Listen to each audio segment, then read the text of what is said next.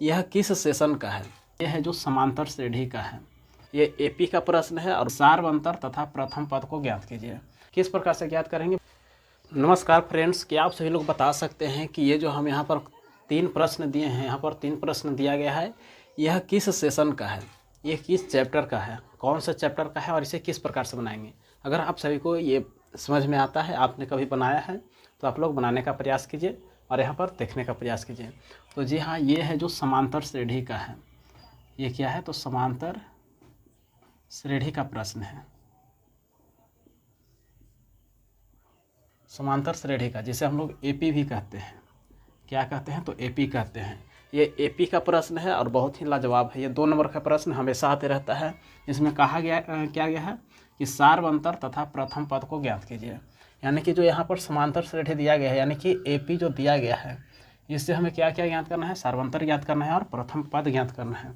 किस प्रकार से ज्ञात करेंगे? बहुत ही लाजवाब तरीके से यहाँ पर देखने का प्रयास करें।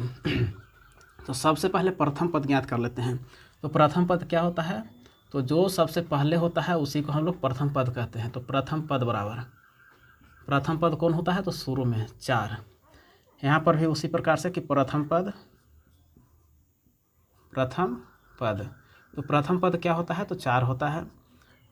आगे इसमें भी उसी प्रकार से कि प्रथम पद 4 नहीं होगा, इसमें जो शुरू में रहेगा वह प्रथम पद होगा। यानी कि यहाँ पर 9 है तो 9 होगा।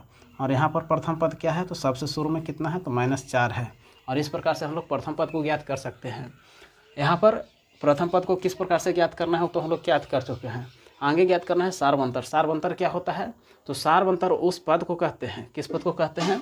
जो दूसरे संख्या में से घटाने के बाद, दूसरे संख्या में से पहली संख्या, दूसरी संख्या में से पहली संख्या को घटाने के बाद जो आता है उसी को हम लोग सार्वंतर कहते हैं। लेकिन यहाँ पर तीसरी संख्या में से दूसरी संख्या को घटाने के बाद भी वही आना चाहिए जो कि दूसरी संख्या में से पहली संख्या को घटाए थे। कैसे? जो देख लीजिए, यहाँ पर दूसरा संख्या 7 है और पहला 4 है। तो सार्वंतर ज्ञात करने के लिए क्या करना है? सार्वंतर बराबर, तो दूसरा पद को कहते हैं A2 और पहला पद को कहते हैं A1। तो A2 के स्थान पर कितना है? 7 है और A1 के स्थान पर कितना है? तो 4 है। 7 में से 4 को घटाएंगे तो कितना आएगा? 7 में से 4 को घटाने पर कितना आएगा? तो 3 आएगा। इसी प्रकार से और भी आना चाहिए कि A3 में से A2 को घटाएंगे। यदि A3 में से A2 को घटाएंगे तो भी हमारा वही मान आना चाहिए। तो 10 में से 7 को घटाते हैं, तो यहाँ पर 10 में से 7 को घटाएंगे तो कितना बचेगा? 3 बचेगा। और इस प्रकार से हमारा दोनों मान बराबर आया है। तो कह सकते हैं कि हमारा सार्वंतर क्या है? यहाँ पर सार्वंतर क्या है? सार्वंतर क्या है? तो 3 आया है। बस यही हमारा क्लियर हो गया है। इसी प्रकार से यहाँ पर भी ज्ञात कर सकते हैं। तो किस प्रकार से लिखेंगे? सार्वंतर बराबर, सार्वंतर बराबर A2 माइनस A1। तो A2 के स्थान पर कितना है? A2 के स्थान पर 7 है, लेकिन 7 में से नहीं घटेगा, फिर भी घटाना है, बरियरी घटाना है। 7 माइनस में 9 घटाना है। फिर A3 माइनस में A2 घटाना है।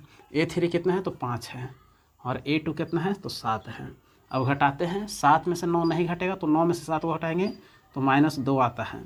और इसी प्रकार से यहाँ पर भी 5 में से 7 नहीं घटेगा तो 7 में से 5 घटाएंगे तो कितना बचेगा? 2 बचेगा, वो भी माइनस में बचेगा। तो इस प्रकार से दोनों हमारा मान जो है बराबर आया है। तो कह सकते हैं कि हमारा सार्वंतर क्या होगा? तो यहाँ पर सार्वंतर क्या होगा? सार्वंतर -2 आ जाएगा।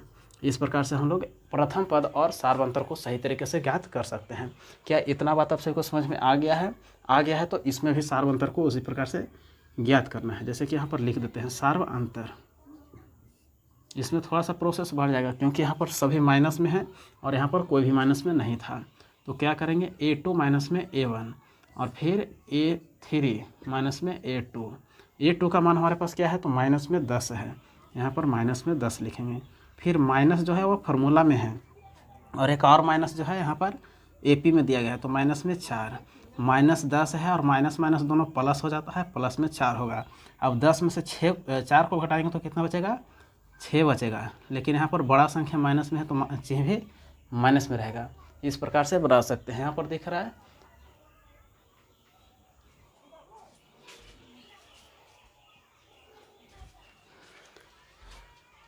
तो इसी प्रकार से आगे भी ज्ञात करना है। A3 का मान हमारे पास क्या है? तो -16 है, -16।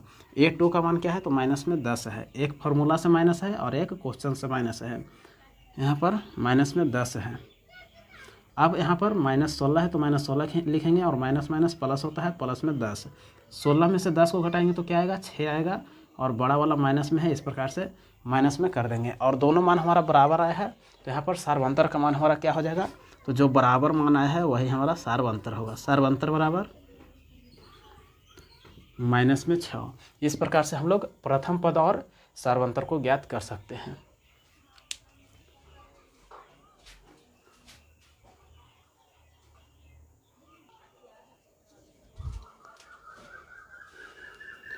तो क्या आप लोग भी इसी प्रकार से बना सकते हैं जैसे कि हमने सभी एग्जाम्पल को सही तरीके से बनाया है। जिस प्रकार से 3 एग्जाम्पल को आप सभी को समझाए हैं उसी प्रकार से यहाँ पर 3 एग्जाम्पल दिए गए हैं। तो आप लोग इसे सही तरीके से बनाइए और अपने क्लास 10th को सही कीजिए। मिलते हैं अगले वीडियो में। लेकिन अगले वीडियो में जाने से पहले आप सभी लोग क्या करना है, सब्सक्राइब करना है। सब्सक्राइब करिए, अपने दोस्तों के पास शेयर कीजिए इसी प्रकार के छोटे छोटे टॉपिक को समझने के लिए। बहुत ही VVI है, ये प्रश्न 2 नंबर में आएंगे, ये याद रखना है। धन्यवाद। अगले वीडियो देखिए जो कि बहुत ही इम्पोर्टेंट रहेगा।